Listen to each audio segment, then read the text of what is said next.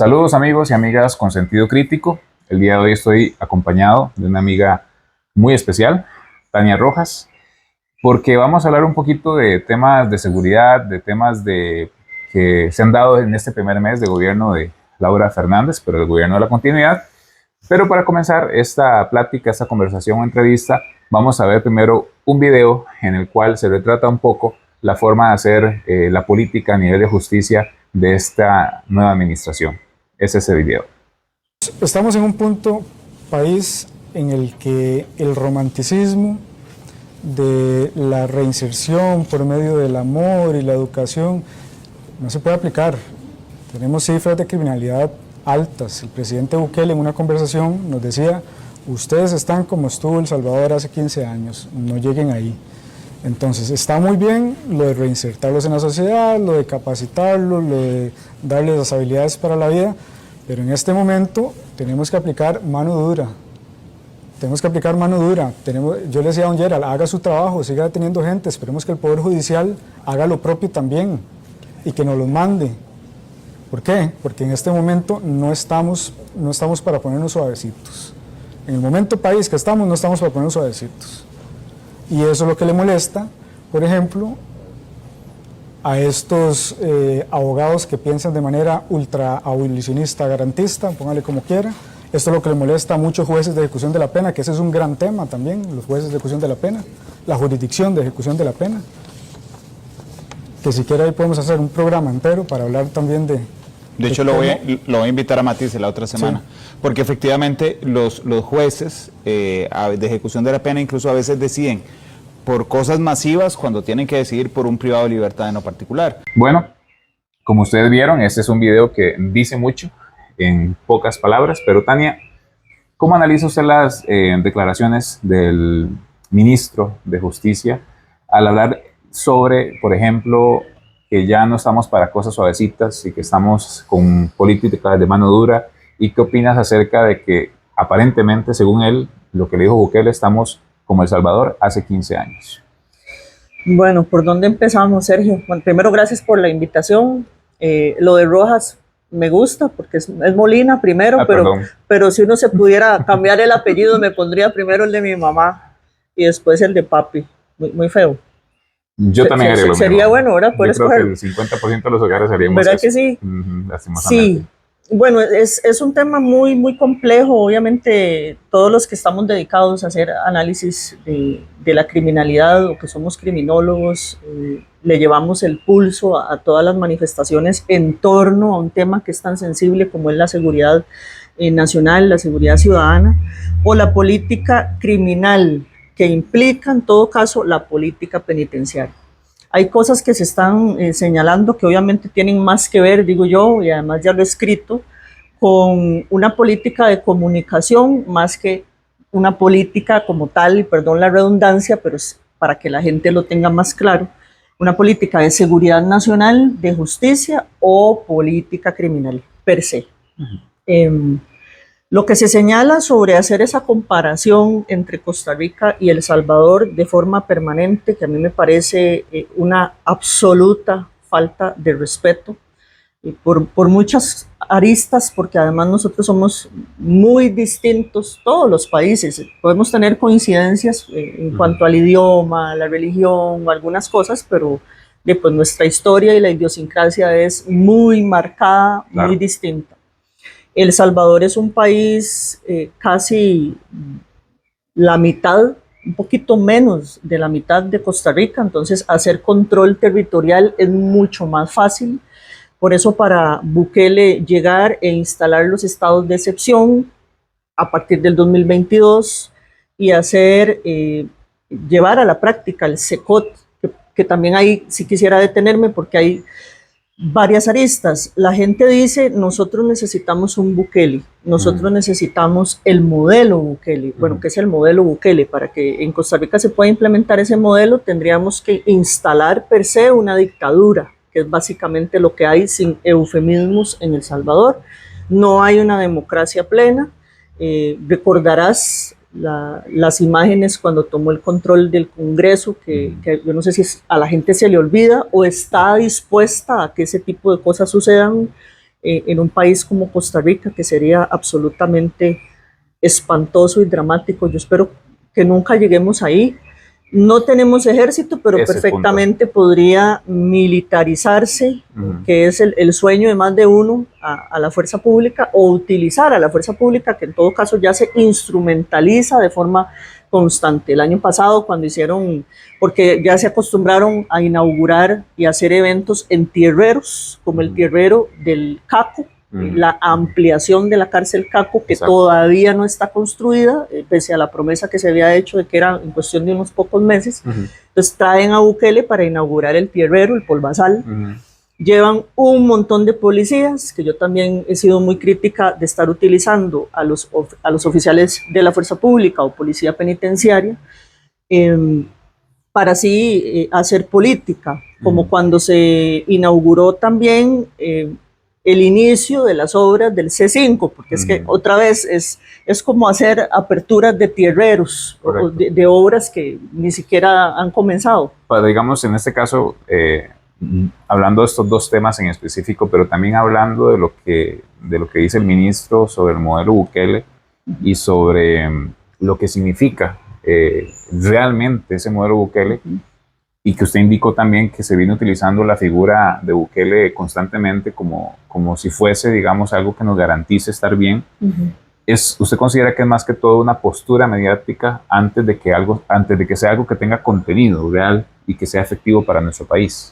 Son varias cosas, Sergio. Yo creo que sí quieren instalar un modelo como el de Bukele, que por eso quería hacer la referencia entre qué es el modelo Bukele. Es básicamente que Costa Rica se quede sin democracia plena y además no tendríamos nosotros pesos y contrapesos, que es básicamente lo que pasa en El Salvador, o emular 100% el modelo SECOT, que ahí es donde siempre hay que hacer la aclaración.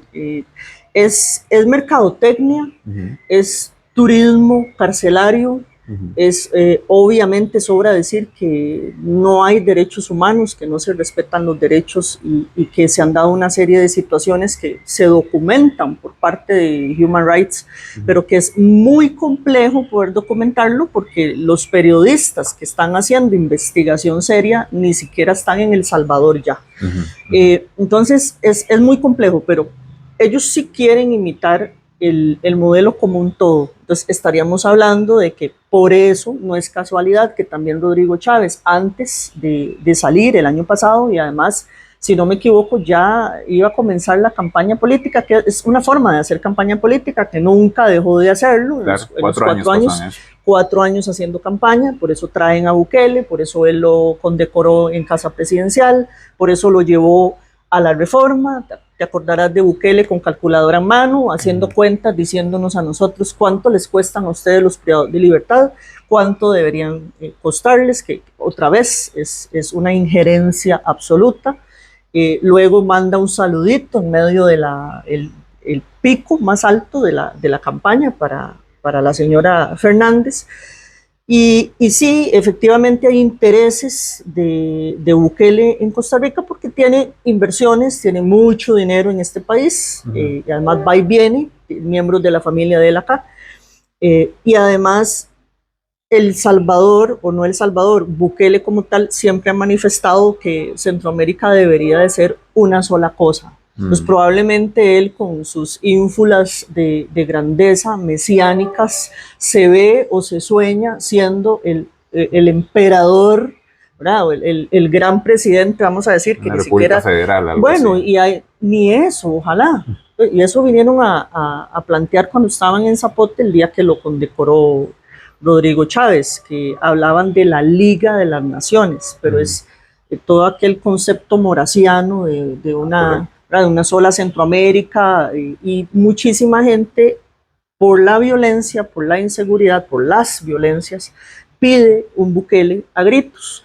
Y cuando vos revisas y lees sobre investigaciones que se hacen desde la óptica política en toda América Latina, la gente por miedo está dispuesta a perder la democracia. Y si aunado a eso hay una narrativa que se instala, que es antisistema, que es la de la crispación social, que es lo que digo yo, cómo se ha ido moviendo esa ventana de Overton de de estar planteando cosas que uno nunca se imaginó, pero hacerlas, convertirlas en algo posible a partir de que se vaya a repetir una cosa como lo que está pasando en El Salvador. Y me voy a devolver porque señalaste al principio que el ministro dijo que nosotros en Costa Rica estamos, y aquí hay datos que vamos a colocar en el video para la gente, datos de Costa Rica versus El Salvador. El ministro menciona que Bukele le dijo, porque así es como lo manifiesta en Repretel, que Bukele le señaló que Costa Rica está hoy como estaba El Salvador hace 15 años. Estamos hablando del 2011. Nosotros cerramos el año pasado con una tasa de homicidios de 17 puntos versus El Salvador en el 2011, que estamos hablando de miles, que se cuentan por miles de muertos. Esa es la realidad.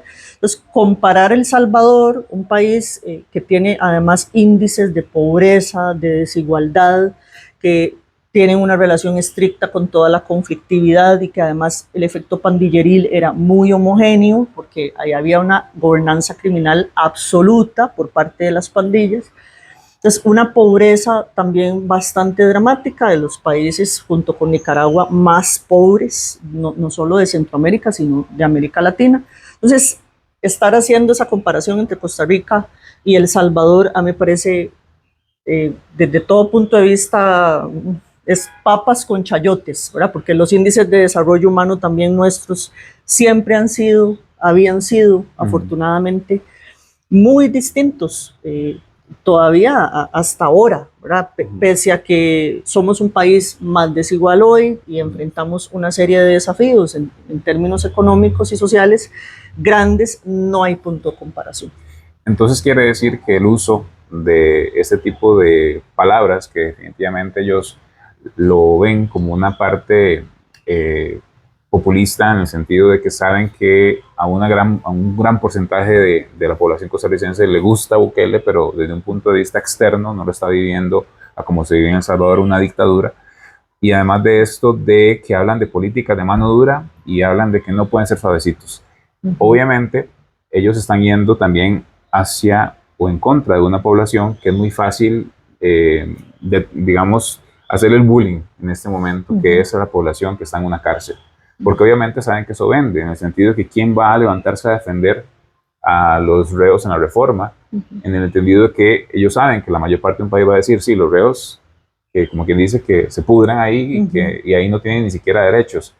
¿Cómo vos ves esta utilización, por ejemplo, en este momento? Porque en otras instancias los canallas fueron otros, ahora los canallas con más fuerza son los reos. ¿Cómo vos ves esa utilización, sabiendo que obviamente en las cárceles hay gente que ha cometido delitos muy delicados, pero en la utilización populista de este discurso, ¿cómo lo analizás? Bueno, es un patrón, es un manual, está de moda, lo vemos desde Estados Unidos hasta el grueso de los países de América Latina, como hay este populismo punitivo y además toda esta arista que es de ultraderecha, conservadora, religiosa, que realmente es muy preocupante porque si las personas se persinan y si son religiosas se justifica. Claro. Pero bueno, y hay una incongruencia porque son religiosos, conservadores, que están promoviendo y están hablando de que eventualmente en un país como Costa Rica, que es absolutamente asombroso decirlo, eventualmente los privados de libertad coman con las manos. Porque si están diciendo que nosotros deberíamos, dicho por el actual ministro Aguilar, que deberíamos de llegar hasta donde está El Salvador, dijo hace unos días en Amelia Rueda. Yo digo, llegar hasta donde está El Salvador en cuanto a qué, más o menos. Eso es importante. Y eso es muy importante. ¿Qué se vive en El Salvador ahorita, en las cárceles, por ejemplo? Bueno, hay un sistema penitenciario que es muy amplio, no es solo el SECOD, porque también como hay una mercadotecnia muy amplia y además a ellos les encanta y a Bukele le encanta hacer Bueno, él es mercadólogo, ¿verdad? Entonces no en vano toda esa narrativa que además tiene grandilocuente y todos esos escenarios, esas tomas que hacen, puestas en escena con drones y que también hacen que el ejército se vea más grande de lo que es. Por favor, ¿verdad? El Salvador es un país de 21.040 kilómetros cuadrados. Es un país pequeñito. Y aquí, claro, con todo el respeto a los hermanos del Salvador, pero hay que decir las cosas como son. Es un país pequeño que tiene lamentablemente todavía índices de pobreza muy altos y dificultades bastante ampliadas en todo el territorio de ese país. Pero sí es una puesta en escena muy grande, muy elaborada, que se quiere imitar en el país y que es muy preocupante porque entonces si estamos diciendo que queremos llegar hasta donde está El Salvador, para empezar, Sergio, tendría entonces el país que involucionar. Porque nosotros, y son datos que también vamos a mostrarle a tu audiencia, nosotros tenemos indicadores de desarrollo humano muy distintos a los que históricamente ha tenido El Salvador. Si hay una crisis que enfrentamos en términos de educación y de empleo y otros indicadores, pero jamás se pueden comparar con lo que pasa en El Salvador. Entonces, si queremos llegar hasta donde está El Salvador hoy, ¿qué es exactamente? Entonces, ahí tendríamos que acabar con los pesos y los contrapesos, ya tendría que existir un dominio total de toda la institucionalidad, que en todo caso ya Rodrigo Chávez lo ha dicho abiertamente, lo fue a decir a El Salvador con Bukele al lado, de que las democracias no funcionan y que si hay que probar algo diferente a la democracia, pues hay que probarlo. Doña Laura también ha dicho desde que tomó posesión que ella admira, yo no sé exactamente qué es lo que le admiran a una persona que pues es un absoluto autoritario, que entró al Congreso con el ejército y que además controla todo, ¿verdad? Y que hizo que hoy en El Salvador exista la reelección indefinida, o sea, básicamente a Bukele no lo baja nadie.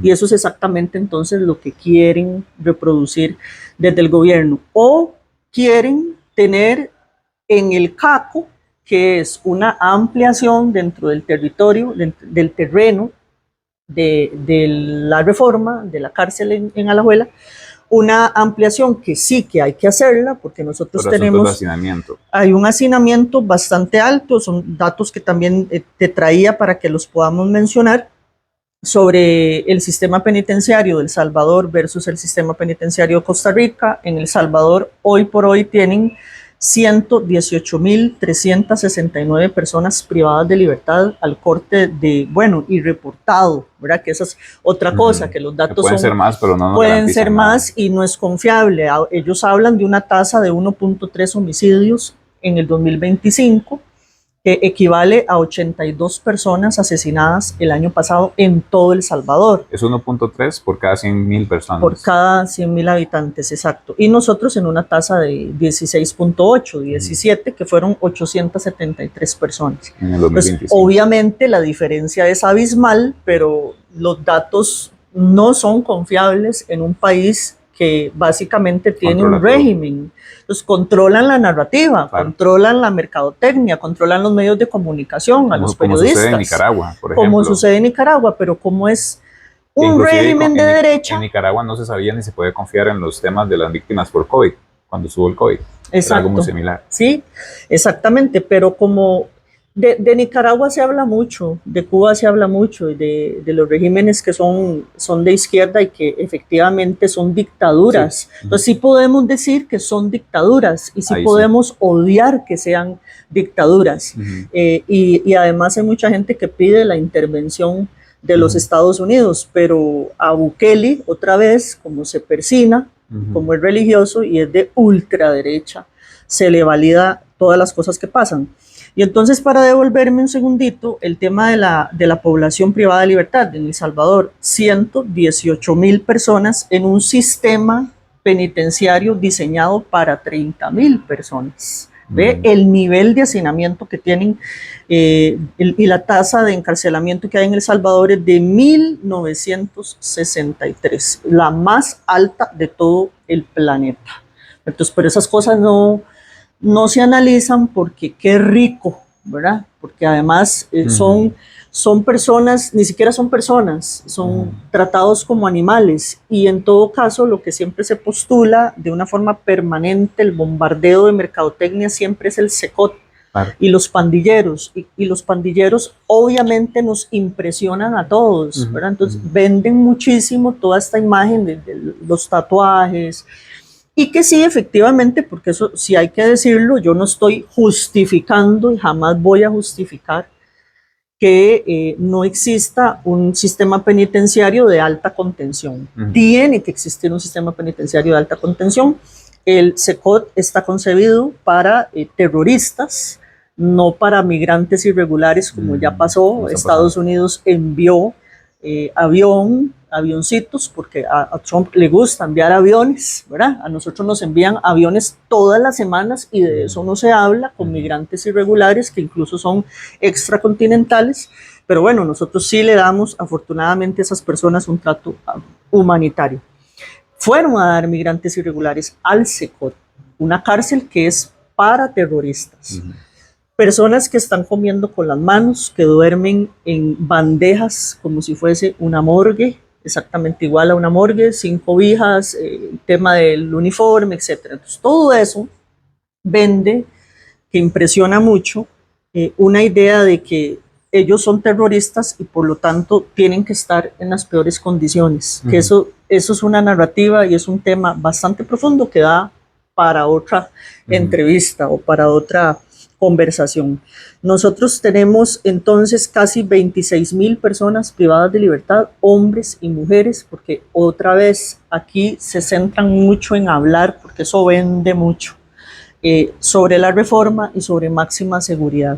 Por supuesto que lo que nosotros tenemos ahí son criminales de altísimo perfil. Eso yo no lo pongo en duda, y yo sí creo que Costa Rica necesita una reforma integral de todo el sistema penitenciario nacional. Por eso era tan importante contar, porque es una deuda histórica de más de 50 años, con una ley de ejecución de la pena que lamentablemente fue vetada por don Rodrigo Chávez. Contradictoriamente. Totalmente, porque, y ve qué vacilón, porque ellos hablan de que la ley de ejecución de la pena lo que promovía era de alguna forma o de todas formas, según su óptica, una gran injerencia entre lo que tiene que hacer el Ministerio de Justicia y Paz en el sistema penitenciario nacional. ¿Verdad? Que eso es solo una de las cosas que administra el Ministerio de Justicia y Paz.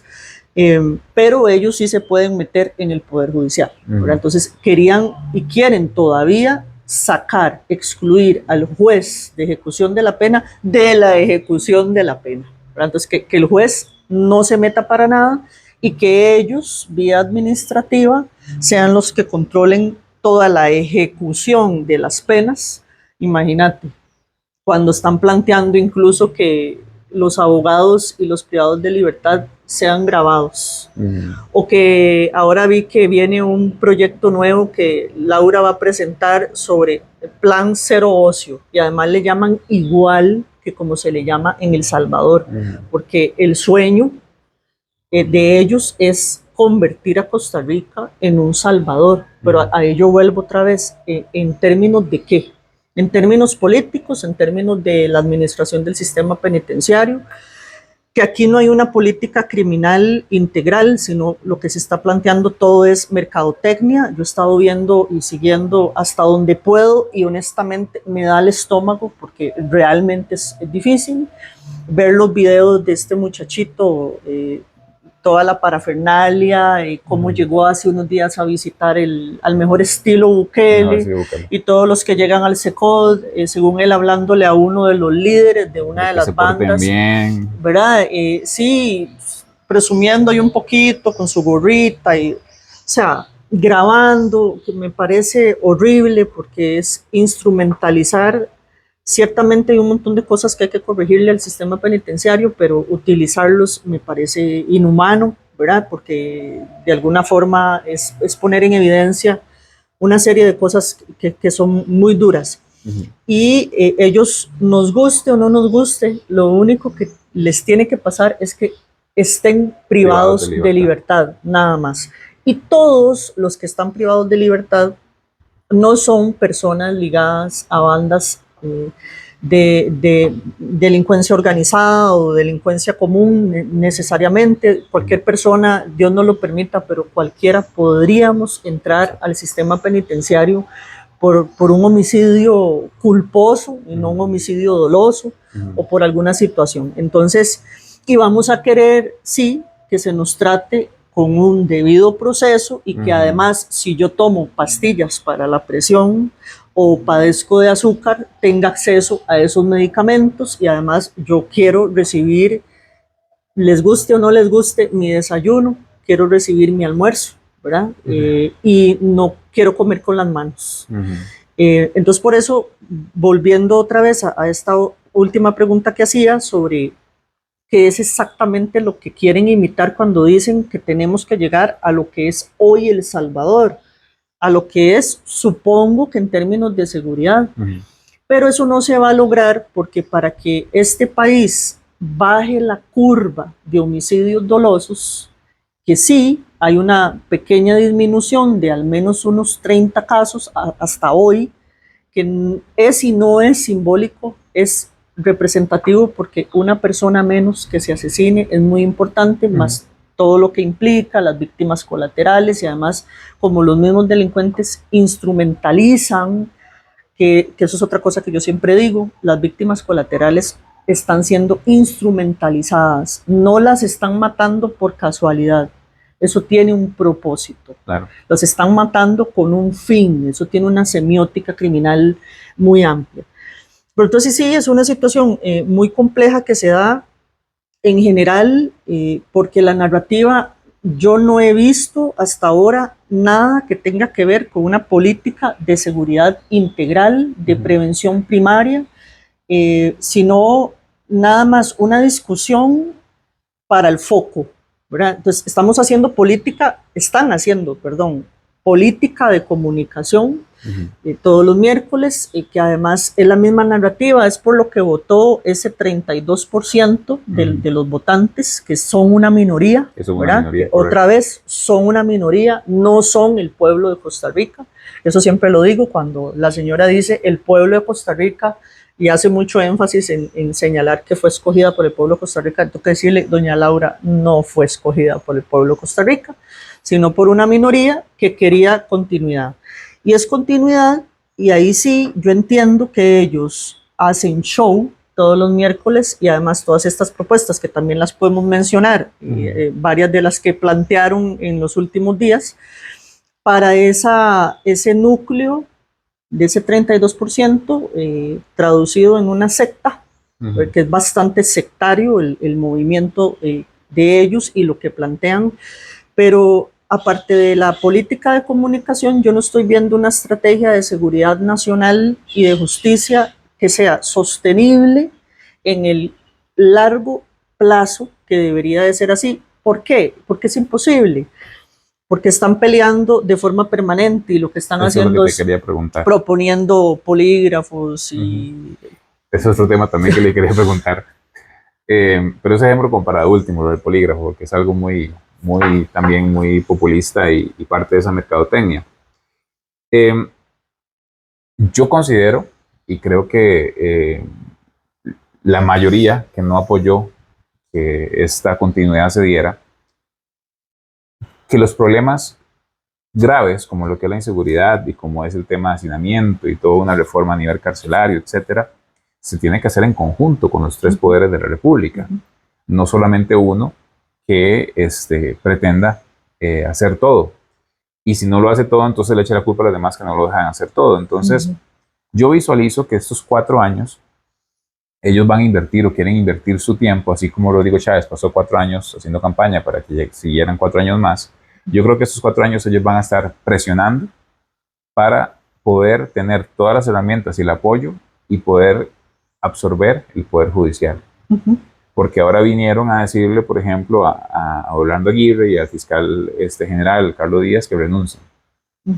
Y que si no se van, entonces ellos no van a sentarse a negociar o a tomar decisiones, digamos, en conjunto. ¿Cómo ves vos esta forma de querer hacer gobierno y de querer, en teoría, resolver esos problemas que en teoría son de los tres poderes de la República y no solamente de uno? Como lo que es, en realidad ellos sí están haciendo una política de cara a tomar el control absolutamente del Poder Judicial, que eso es peligrosísimo, porque efectivamente nosotros necesitamos en el país prevención, persecución penal y sistema penitenciario para poder hablar de una política criminal integral. Y ahí se ocupan las tres patas. Pero bueno, ya lo vimos en estos días con el tema de las suplencias para la sala constitucional, que es muy delicado. En todo caso, lo han dicho abiertamente, es que esto no es una cosa que yo digo, que vos decís, sí, o no, que no nosotros sí, no nos inventamos nada, o reproducimos cierto tipo de información en las redes, o cuando estamos escribiendo artículos. Es algo que ellos están promoviendo y que en todo caso están cumpliendo porque fue parte de lo que ellos prometían en campaña, y es tomar el control del Poder Judicial. Es tomar el control del Poder Judicial exactamente como pasó en El Salvador, porque eso es lo que quieren. Rodrigo Chávez dijo que la democracia, lo fue a decir a El Salvador, no funciona, y que hay que probar otra cosa. Probar otra cosa es entonces tomar el control de la Contraloría General de la República, además deslegitimar al Poder Judicial como un todo, que a ellos sí creo que al Poder Judicial le ha faltado en términos de comunicación mares, porque tienen una gran oportunidad para poder comunicarle a la gente desde el Poder Judicial todo lo que sí se hace y lo que no se hace de una forma más oportuna, porque lamentablemente se están comiendo la información como ellos la tiran, ¿verdad? Sí, pero también eso es algo que también juega un poco con la cultura del ser costarricense y también de las generaciones que viven en este momento, digamos, que son un poco más inmediatas y que les gusta consumir contenidos muy simples. ¿Cómo hacer para que algo que no es tan simple como tomar decisiones a nivel judicial y llevar o administrar un poder judicial sea algo que la gente quiera escuchar o leer y también entender? Y porque es muy fácil decir una mentira como lo hace el gobierno, es muy fácil tirar algo que es populista y que la gente la va a escandalizar y la va a mantener peleando, a que la gente agarre una ley y la lea y la analice, o que venga al Poder Judicial y te explique por qué es que soltaron a un delincuente porque resulta que una prueba estaba mal recabada, por ejemplo. Qué difícil es jugar con eso. Sí, es muy difícil, pero ahí es donde yo lo he conversado incluso con gente que trabaja en el Poder Judicial al más alto nivel, que tienen que hacerlo de una forma, más bien no entiendo cómo no lo hicieron. Claro, han sido muy atacados, porque también es histórico que un expresidente de la República, hoy superministro, que en realidad para mí Rodrigo Chávez es presidente reelecto de facto, o sea, para mí él es el presidente, ¿verdad? Sí. Tenerlo ahí a la par de Laura como ministro de la presidencia y además con la cartera de Hacienda, con todo el control, nada más y nada menos que de la hacienda pública. Más en la presidencia de la DIS, de la policía que tienen a su servicio, con la unidad dentro de Zapote, que ya lo habíamos visto hace unos años también cómo se dio persecución, incluso por un diputado del oficialismo, que fue el que salió el año pasado, se me olvida el nombre de ese exdiputado, Manuel, hablar sobre la persecución por parte de la DIS, ¿verdad? Yo creo que le agarra un poquito tarde al Poder Judicial, eso me preocupa mucho. Honestamente, yo no soy tan...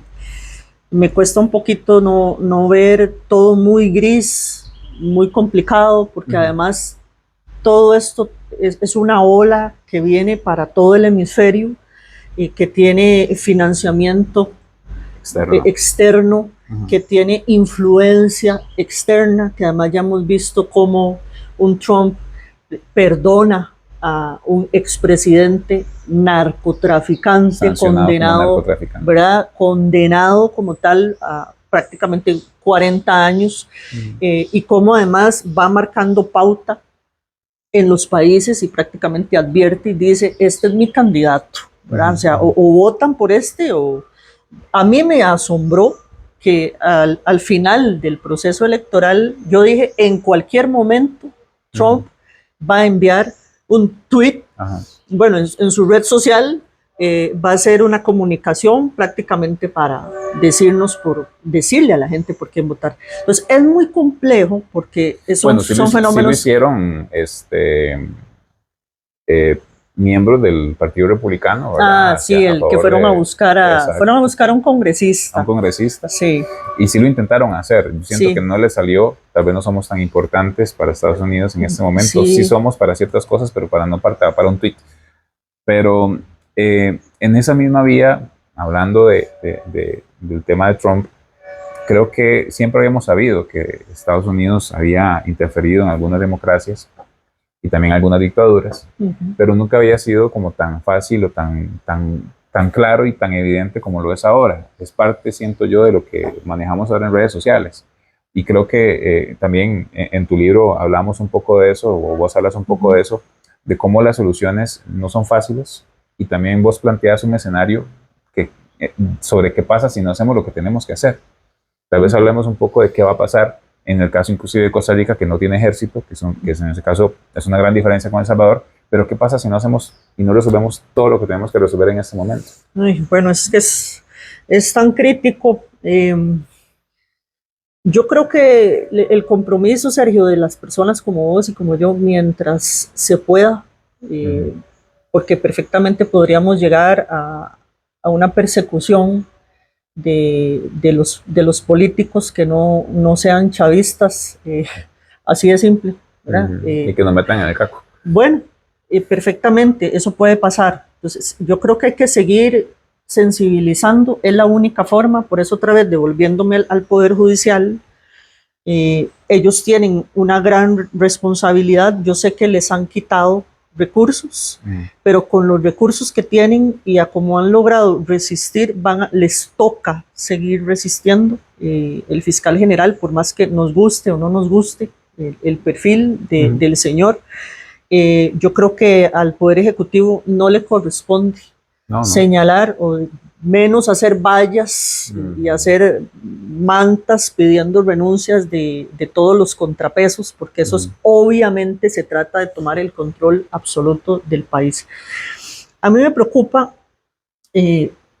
pero tienen una gran oportunidad al mismo tiempo. Sin embargo, vea lo que está pasando en el Congreso. El ambiente...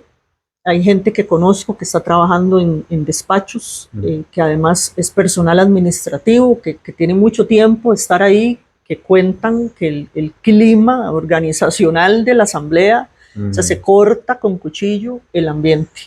Es muy pesado porque ellos se sienten los dueños y señores del Congreso de la República por ser mayoría, ¿verdad? Entonces, cómo se irrespeta también a... de las diputaciones únicas como la de doña Claudia Abril y obviamente también a los diputados del Frente Amplio, porque son los comunistas que comen niños, ¿verdad? Y toda aquella narrativa. Entonces es muy complejo. Que ahorita usted y yo, en la narrativa actual, somos comunistas. No, totalmente, sí. Todos los que además... todo ese 38% que no votó es comunista. El 38% que no votó, que por ellos, ¿verdad? Es una barbaridad, más el 30 y resto por ciento, un 35, que votaron por otros partidos, que fueron los que llevaron a las diputaciones, más un poquito de votos del resto de las otras propuestas. Por eso yo digo que son minoría. Es muy complejo porque se requiere sí o sí, que ahí es donde a mí más me preocupa, porque tengo 26 años ya de estar estudiando el fenómeno criminal, como el crimen organizado transnacional y las redes ilícitas en general pululan, se expanden como un virus, crecen, se fortalecen, como quieras decirle, a partir de los estados que están fragmentados. Como nosotros. Entonces, claro, ven todas las oportunidades porque hoy estamos metidos en un bucle de discusiones, y eso voy a decirlo como es. Todos los miércoles, otra vez, ahora doña Laura, es los enjaches, porque esos son enjaches, ¿verdad? Como gritan. Yo nunca voy a poder entender por qué con micrófono la gente grita. No lo entiendo. Es parte ¿verdad? En ausencia de ideas, los gritos también, pero es obviamente es parte del show. Levantar la voz, decir cosas feas sobre doña Patricia, de la Corte, y el fiscal general, y el señor, que sí, que yo creo que el Poder Judicial necesita cambios, que por eso decía, puede ser tarde. Ellos deberían de haber planteado desde hace mucho tiempo hacer un mea culpa y presentar todos los proyectos, porque sí se han presentado aquí en términos de reformas al Código Penal desde los 70 para acá, se han dado más de 300 reformas al Código Penal. O sea, no es que no sucede, pero administrativamente, para poder garantizarle a los costarricenses, que eso sí es cierto, que aquí la justicia no es pronta y no es cumplida, así pero claro, es porque están rebasados también. Eso es como el tema que yo señalo en el libro y que siempre lo señalo en todas partes, cada vez que escribo, que tiene que ver con capitales emergentes y con la economía criminal y con algo que no se está haciendo, que es esa persecución del capital sucio. Pero ¿cómo haces para que el país sea más eficiente? Que hoy, dicho por el fiscal adjunto, solo se persigue un 1% del capital emergente, pero solo tienen 4 fiscales.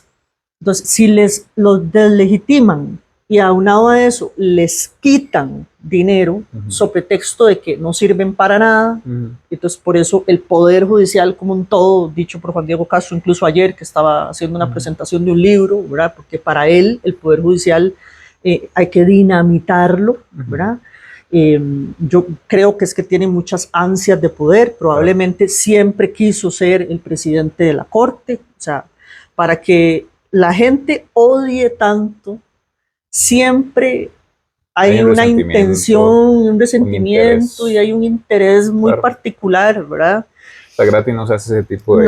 No, y además de que esos ataques son muy generalizados, entonces siempre se está hablando... no hay objetividad. No hay objetividad, y también es muy triste, porque lo he dicho, que en medio de una situación donde nunca este país ha transitado por los índices de violencia que tenemos hoy a partir del gobierno de Rodrigo Chávez, aunque él dijo en el 2022, a mí en los muertos del 2022 no me los tiren, ¿verdad? Hasta en el 2023. Y en el 2023, y en el 2023 se rompe el récord desde todo punto de vista, y hasta la fecha nosotros estamos prácticamente igual, porque esa pequeña disminución y ese pequeño control que se ha hecho para bajar la curva no es significativo. Nosotros teníamos, recordaba, del 2000 al 2007 aproximadamente teníamos una tasa de 6.32. Ahí estábamos. Hoy, 26 años después, que obviamente tiene que ver con muchos elementos, con la exocriminalidad de riesgo, con cuestiones geopolíticas, con la sobreproducción de cocaína en Colombia, con los acuerdos de paz, con los grupos armados de la región andina, con muchos elementos tiene que ver. Pero al 2026 tenemos una tasa de 18, cuando éramos un país que normalmente se manejaba, pues no es aceptable, pero al menos teníamos cifras un poco más, es que no sé ni cómo llamarlo, porque siempre se trata de personas. Sí, claro. Pero ahora vemos que hay una violencia que está muy disparada, y yo sí soy de la tesis de que los países, y un día de estos también lo dije y lo escribí, sobre cómo se administra la violencia, cómo se instrumentaliza, porque ese es el mecanismo del shock. Y entonces los países de alguna forma administran y empujan o dejan de hacer. Porque entonces, sobre pretexto de esa crisis de seguridad, que igual Laura lo había dicho, Laura lo dijo en campaña, que si se disparaban, ella usaba una palabra, decía, si hay un pico de homicidios, yo voy, primero dijo, voy a hacer estados de excepción, ¿verdad? Microestados. Sí, según ella.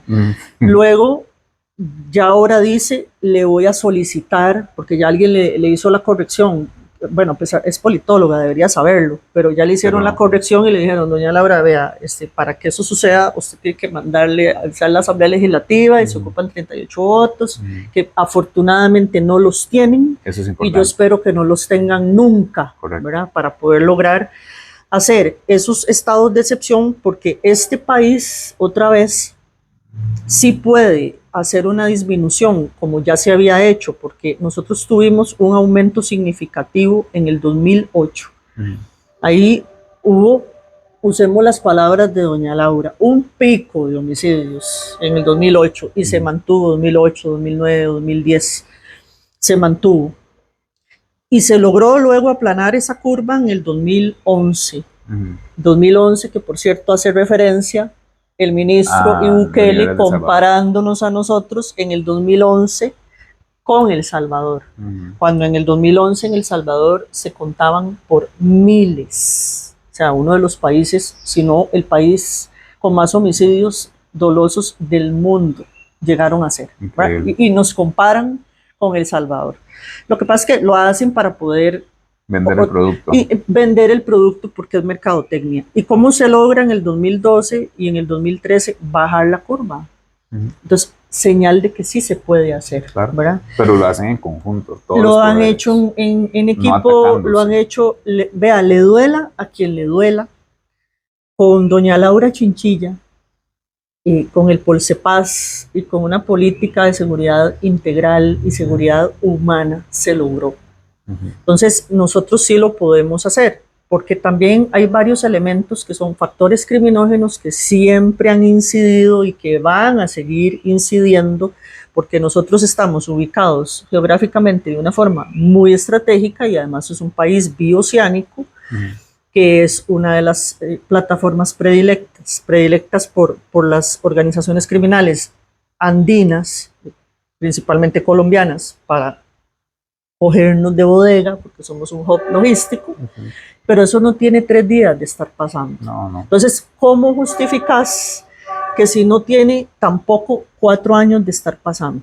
O sea, nosotros somos desde hace muchos años una plataforma para reexportar cocaína hacia Europa, países de Asia, ¿verdad? Mercados como Australia, que es una barbaridad lo que llega a costar un kilo, que cuesta $2,000 en Colombia, hasta $130,000 en Australia.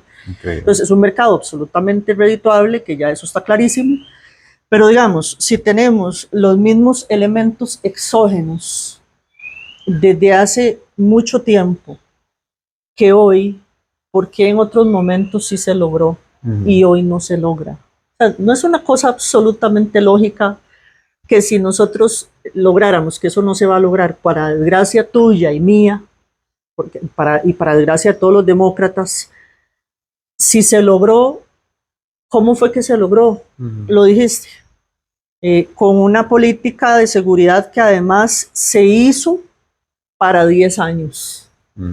Con políticas de seguridad que yo también planteo en el libro cuando hablo de romper los paradigmas y de hacer una política rompiendo estos paradigmas, el localista, el androcéntrico, el adultocéntrico o el populista punitivo, porque la gente no tiene ni idea y creen que es que somos, nos dicen garantistas, ¿cómo es que nos dicen? Sí, que no queremos penas. No, este es un país que prisionaliza muchísimo porque todo se quiere resolver con cárcel, absolutamente todo. Y es tan así que eso siempre lo hablo con nuestro buen amigo Gerardo Huertas, cuando la gente dice dejaron afuera, porque además todos los miércoles y ahora escucho que es doña Pilar la que está a cargo de la mercadotecnia de los miércoles, porque le escucho la voz en unos clips que se envían, dejaron libres a X y Y. Ujú. O sea, no les pusieron preventiva. Entonces, y la gente se come el cuento porque Claro. no entienden qué son medidas cautelares. Y ahí otra vez podríamos regresarnos y decir, el Poder Judicial tiene una responsabilidad muy grande. Yo sé que no debería de entrar en un juego y en una dinámica de, no, nosotros sí hacemos lo que tenemos que hacer porque para eso estamos, para impartir justicia. Pero les va a tocar traducir de una forma fácil como ellos lo hacen. Porque claro, de eso se trata básicamente el populismo. Entonces ellos tienen la herramienta porque, para empezar, yo creo que el tejido social cambió, que Costa Rica cambió, y es muy triste señalarlo, pero todos los que se sienten cómodos con esta narrativa y con los gritos y con la violencia es porque realmente se están viendo en un espejo, ¿verdad? Entonces, a la larga hay que aprender no a entrar en las mismas dinámicas jamás, pero hay que empezar a traducir la información de una forma mucho más aterrizada y mucho más fácil para que toda esta gente, el resto del país, ese más de 30% que no quiso salir a votar, entiendan porque sí hay que salir a votar. Y ahora que vienen los gobiernos locales, que van a arrasar con los gobiernos locales, hay que salir a tomar el control, porque para mí las alcaldías tienen una gran capacidad y una incidencia muy positiva para prevención del delito. Entonces, por eso es que es tan urgente traducir toda esta información en moraviano, en atillense, ¿verdad? Para que la gente, como ellos le hablan a la gente, también los expertos, el Poder Judicial, los politólogos, los demócratas, la gente como vos, que estás sensibilizando de forma permanente, puedan traducirle a la gente la importancia del voto, de los gobiernos locales y de salir, aunque se vea muy lejos, pero es que esto arranca ya. Todos los miércoles ellos van a hacer campaña, todos los miércoles. Entonces esto arranca ya. En el 2030 hay que salir a votar. No se puede quedar la gente en la casa, ¿verdad? Y pese a que en estas votaciones, eso también hay que reconocerlo, de que se bajó la tasa de abstencionismo 10%. Nos faltó más compromiso de la gente en el país, pero yo pienso que es porque hay que comunicarles mejor.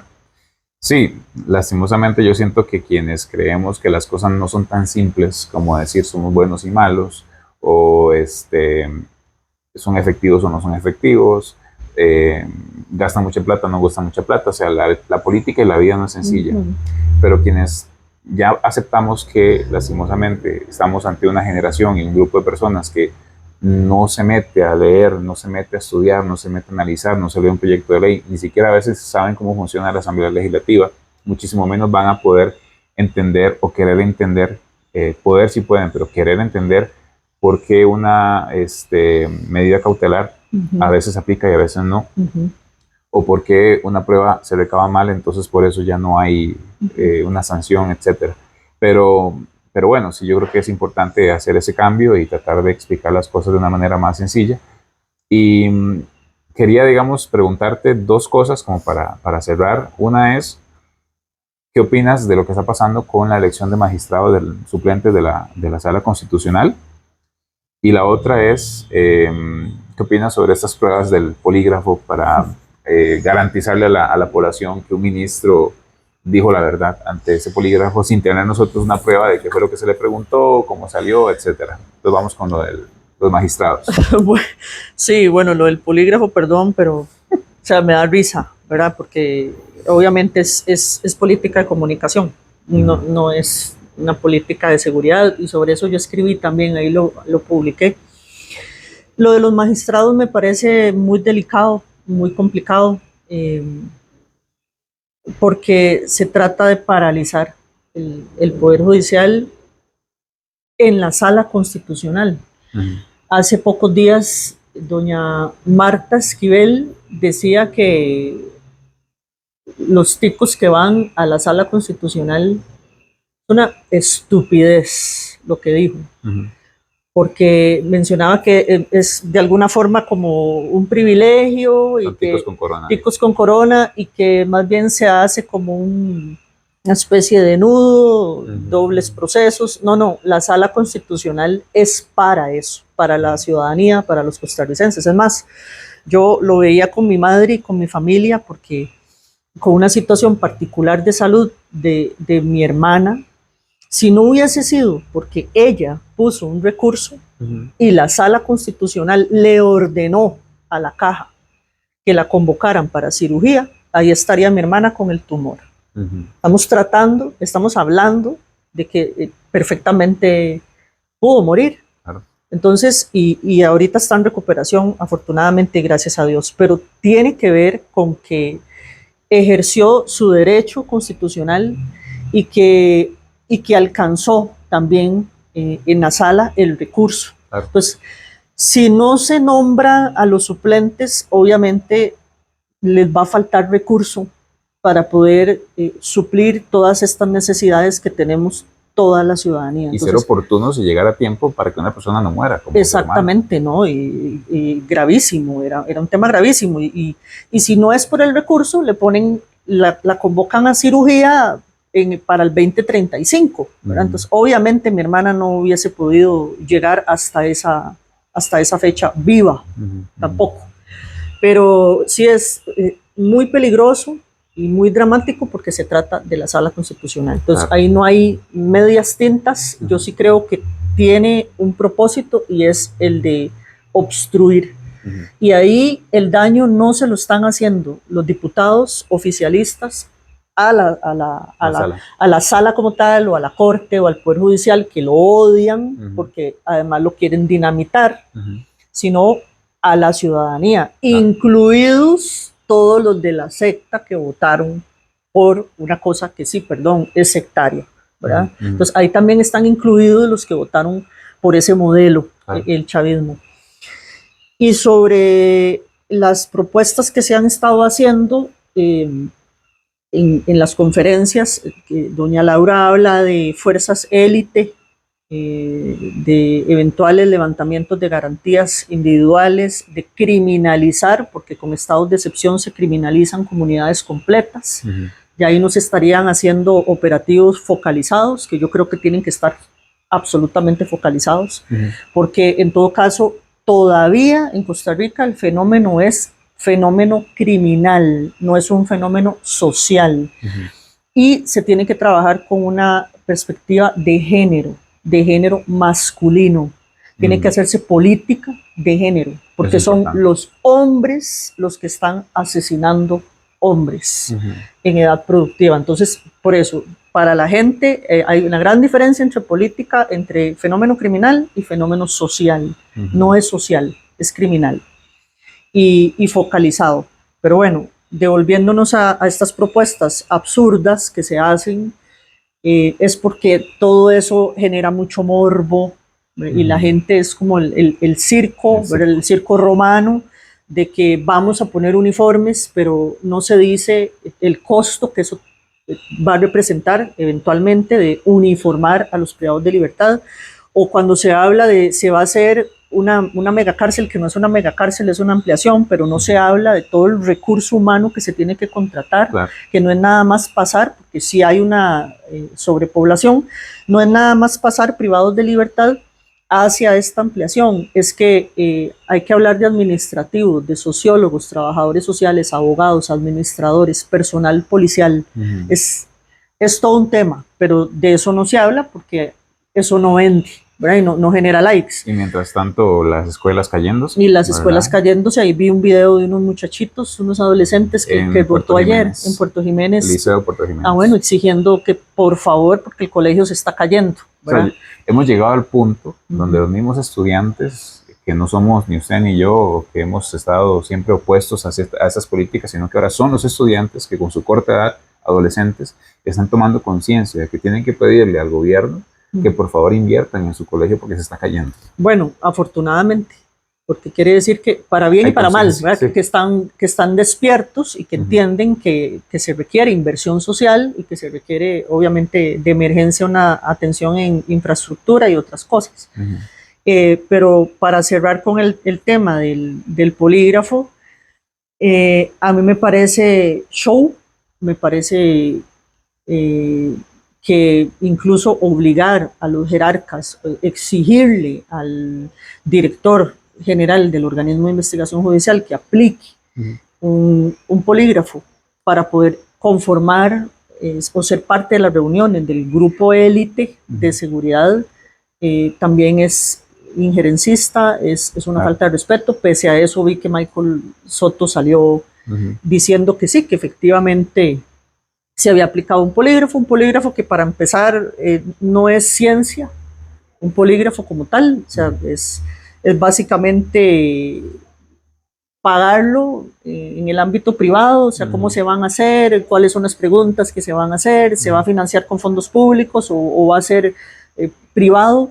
Eso es lo que hay que cuestionar, ¿verdad? Sí, hace unos días vi que... Porque si fondos públicos podemos pedir la información. Totalmente, y hace unos días vi que el ministro también en las redes sociales, que ahora se usan las redes sociales del Ministerio de Justicia y Paz de una forma bastante personalista, él con una foto, se ve todo guapetón con la gorrita y Ministerio de Justicia y tal, dice que ya se hizo el polígrafo y entonces, ¿verdad? Salió todo positivo. Pero ya todo se solucionó. Todo se soluciona, pero ¿qué es lo que salió positivo? ¿Cuáles son las preguntas que se están haciendo? Claro. Le pudieron preguntar así en Heredia, sí, pongan, Sí, pero igual eso no, para mí no aporta, no agrega absolutamente nada de valor para una política de seguridad.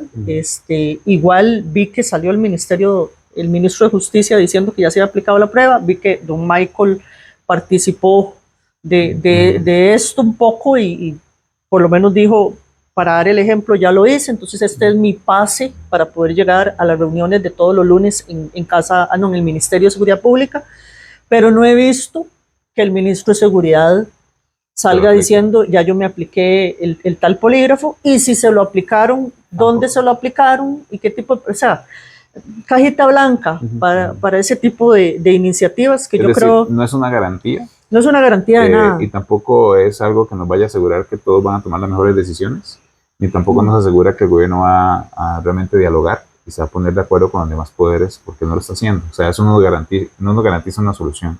No, y lo otro es que también obligar eventualmente, porque doña Laura decía, don Michael Soto está invitado, el fiscal general y eventualmente don Orlando Aguirre, pero tienen que hacerse el polígrafo. O sea, es coaccionarlos desde el Poder Ejecutivo, coaccionar eventualmente a los miembros de otro poder a que si no se hacen el polígrafo no pueden ser parte. O sea, me parece que no le agrega ningún valor.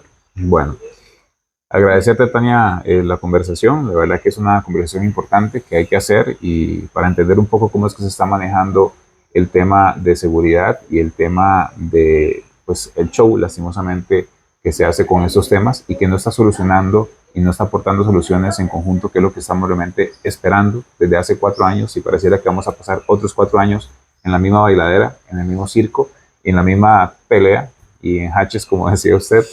Lastimosamente eso no nos soluciona nada. Yo esperaría que con estos insumos estemos aportando a que ustedes como ciudadanos puedan ser más críticos, que tengan más información para poder luchar por la verdad, y también exigirle al gobierno que se siente a dialogar de manera sensata, de manera honesta, con todos los poderes, sin imponer y sin estar inventándose cosas como esto del polígrafo, porque al final eso no nos resuelve el problema. Así que muchísimas gracias, Tania. Con mucho y gusto. Esperamos estar comenzando frecuentemente sobre esos temas. Vamos a ver si invitamos a Gerardo Huertas otra vez. Claro, tenemos que hacer una conversa entre los tres y lo invitamos. Y tal vez aprovechar, Sergio, y invitar a la gente que te lee, que te ve, para que analicen los datos. Vean, nada cuesta. Ahora que hay, yo ni siquiera les diría que compren el libro y lo lean. No compren el libro y no lo lean. Usen inteligencia artificial y verifiquen los datos y hagan un marco comparativo. Le piden a la inteligencia artificial marco comparativo entre El Salvador y Costa Rica, histórico. El tema económico, social, penitenciario, hasta extensión territorial, cantidad de habitantes, lo que quieran, para que entiendan que definitivamente somos abismalmente distintos. Y que nosotros no tenemos por qué reproducir modelos ni de El Salvador ni de ningún país. Cada país tiene que hacer un traje a la medida porque las idiosincrasias son absolutamente diferentes. Y esto lo digo con mucho cariño y con mucho respeto al pueblo de El Salvador. No así hacia Bukele, que a mí me parece que obviamente dominar el país de la forma en la que lo hace, pues obviamente yo, por lo menos, como digo siempre, yo para Costa Rica no quiero eso. O sea, una dictadura o un régimen ni de izquierda ni de derecha. Y además la terrible falsa dicotomía de izquierdas y de derechas, o de que los que somos sensatos, demócratas y de centro somos comunistas, sí, ¿verdad? Sí. O los que abogamos por los derechos humanos somos, bueno, vos sos un comunista. Ah, sí. O sea, pero bueno, eso sí de guarde decir que los reos en este momento tienen derechos también, ¿verdad? No se puede. Eso es una bofetada para todo el mundo y pucha, hasta este punto, ese siempre ha sido un consenso. Y a pesar de, como usted lo acaba de decir, lo que tienen es una situación que están privados de libertad y a partir de ahí hay todo el resto de derechos que hay que respetárseles. Sí. Y así se está queriendo poner sobre la mesa como si fuese algo que podemos decidir. No, y que todo eso que implicó, ¿verdad? Que también, y eso muy rápido, ¿qué implicó para tener más de 118,000 personas privadas de libertad en El Salvador? Botarle puertas a la gente, criminalizar barrios completos. ¿Usted se imagina eso en Costa Rica? Si nosotros en Costa Rica tenemos cualquier cantidad de precarios, claro, cualquier cantidad de personas que viven en pobreza extrema en este país, que se acuestan sin comer en este país, entonces habría que criminalizar muchísimos distritos, porque tenemos aproximadamente 20 distritos donde más se producen las incautaciones y los homicidios dolosos. Entonces habría que cercarlos. Ellos usan mucho en El Salvador esa palabra, control territorial y cercar los cuadrantes, control cuadrante. Y entonces criminalizar a toda la gente, botarle los portones a la gente sin una orden judicial y llevarse a las personas, aunque sean inocentes, privarlas de libertad y después, si te vi ni me acuerdo, porque no tenés cómo, no hay derecho, porque no hay un Estado de derecho. Y juicios masivos. Juicios masivos, en el mejor de los casos, ¿hasta cuánto tiempo después? Claro, años. ¿Verdad? Y entonces sí, tendríamos que querer imitar algo como eso, que es lo que yo digo, de verdad, revisen, investiguen, pregúntenle a ChatGPT qué es lo que pasa en El Salvador realmente y versus cómo nos encontramos nosotros hoy, que sí, es una situación que hay que resolver, pero no estamos para nada cerca de todo el fenómeno criminal que ha tenido históricamente El Salvador. Entonces estamos a tiempo, eso sí, se ocupa trabajo en equipo. Así es. Bueno, muchas gracias y aquí les queda la conversación para que ustedes le saquen el provecho. Muchas gracias.